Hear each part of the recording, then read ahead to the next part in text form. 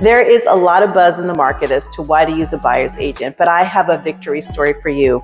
We recently closed on a beautiful home in downtown Orlando, and I helped my buyers do inspections and get almost $30,000 worth of credits back. Why? Well, there was a roof that needed to be replaced, so we got some credits for that.